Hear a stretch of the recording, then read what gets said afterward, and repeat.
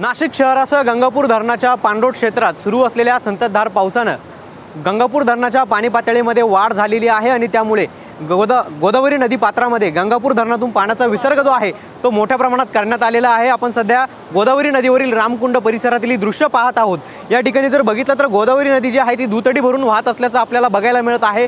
पुराचा मापदंड समजल्या जाणाऱ्या दुतोंड्या मारुतीच्या देखील कमरेच्या वर आपल्याला सध्याच्या स्थितीला पाणी गेल्याचं बघायला मिळत आहे। तर रामकुंड परिसरातील अनेक जे मंदिरं आहेत त्यांना देखील पाण्यानं पूर्णतः वेढलं गेल्याचं एकंदरीत आपल्याला या ठिकाणी बघायला मिळत आहे। मात्र एकीकडे पाण्याची पातळी वाढत असताना दुसरीकडे प्रशासनाच्या माध्यमातून महानगरपालिकेच्या आपत्ती व्यवस्थापनाच्या माध्यमातून या ठिकाणी नागरिकांना सतर्कतेचा इशारा दिला जात आहे। आपल्यासोबत या ठिकाणी आपत्ती व्यवस्थापनाचे काही अधिकारी आहेत। सर, आपण नदीकाठच्या नागरिकांना सतर्कतेचा इशारा देत आहेत, आव्हान करतायत, नेमकं काय सांगाल?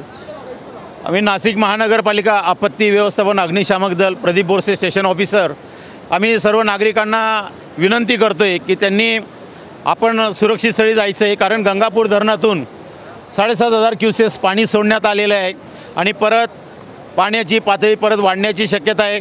गंगा गोदावरी किनारी जे नागरिक आहेत, काही ज्यांनी छोटे मोठे गाड्या आहेत की त्यांना आम्हाला सतर्कतेचा इशारा देतो की आपण आपलं साहित्य व आपण सुरक्षित स्थळी जायचं आहे व आपला जीव वाचवायचा आहे, हे महत्त्वाचं आहे। आणि आम्ही असं लोकांना व नागरिकांना भाविकांना आम्ही सतर्कतेचा इशारा देतोय। नक्कीच आपण जर या ठिकाणी बघितलं तर गोदावरी नदीची पाणी पातळी वाढत असताना आता प्रशासनाच्या माध्यमातून देखील नागरिकांना सतर्कतेचं आव्हान जे आहे ते केलं जात असल्याचं आपल्याला एकंदरीतच बघायला मिळतंय।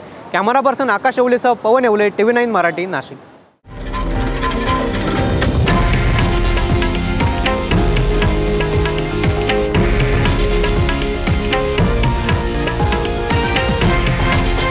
हे आहे देशातील नंबर 1 न्यूज नेटवर्क आणि आपण पाहत आहात TV9 मराठी, एकमेव।